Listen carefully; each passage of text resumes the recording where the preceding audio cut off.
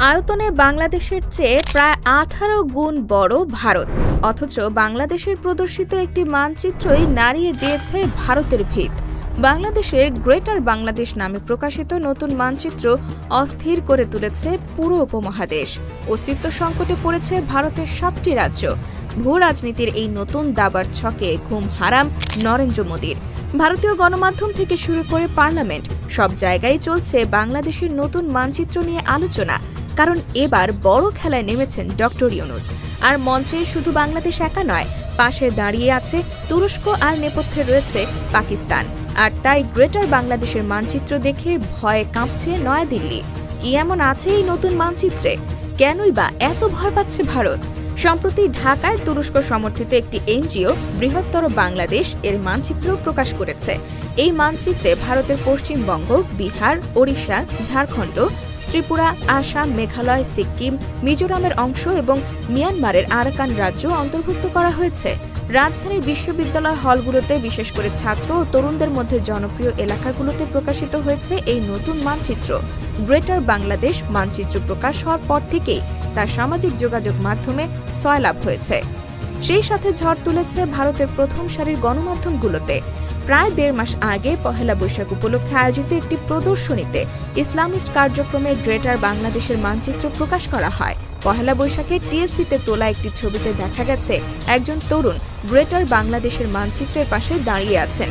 এই মানচিত্রে ভারতীয় অনেক অঞ্চল বাংলাদেশের অংশ হিসেবে দেখানো হয়েছে। ছবিটি ভাইরাল হওয়ার পর থেকে ভারতের গণমাধ্যমে শুরু হয় তীব্র প্রতিক্রিয়া। তবে এই মানচিত্র হঠাৎ করে তৈরি হয়নি। এর পেছনে রয়েছে বহু বছরের পুরনো ইতিহাসের গভীর ছায়া। 1352 থেকে 1576 সাল পর্যন্ত বঙ্গ অঞ্চল ছিল স্বাধীন মুসলিম শাসিত সালতানাত, যা পরিচিত ছিল সালতানাতি বাংলা নামে। সেই ঐতিহাসিক মানচিত্রের আধুনিক রূপ হিসেবেই আজকের এই বৃহত্তর বাংলাদেশ।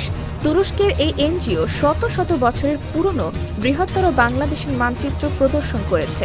এই মানচিত্রের মাধ্যমে সুলতান আমলের মতো একটি মুসলিম রাষ্ট্রের স্বপ্ন দেখাচ্ছে তুরস্ক। সম্প্রতি কাশ্মীর ইস্যু নিয়ে সংগঠিত হওয়া ভারত পাকিস্তান যুদ্ধে তুরস্কের উপস্থিতি ছিল চোখে পড়ার মতো। পাকিস্তানকে অস্ত্র এবং সব রকমের সামরিক সহায়তা দিয়ে ভারতকে পুরোপুরি কোণঠাসা করে দিয়েছে তুরস্ক। তাই তুরস্ক বর্জনের ডাকও দিয়েছিল ভারত। কিন্তু এতে কোনো ভয় দেখা যায়নি তাইপ এরদোয়ানের দেশটিতে। বরং ভারতকে জব্দ করতে বাংলাদেশকে সাথে নিয়ে এবার নতুন পদক্ষেপ নিয়েছে তুরস্ক। বিশ্লেষকরা বলছেন, বাংলাদেশ ও তুরস্কের সম্পর্ক এখন এক গুরুত্বপূর্ণ সন্ধিক্ষণে দাঁড়িয়ে আছে।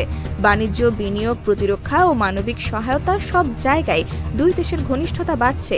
এই সম্পর্ক শুধু তাদের জাতীয় স্বার্থ রক্ষা করছে না, বরং একটি নতুন বিশ্ব পরিস্থিতির ইঙ্গিতও দিচ্ছে।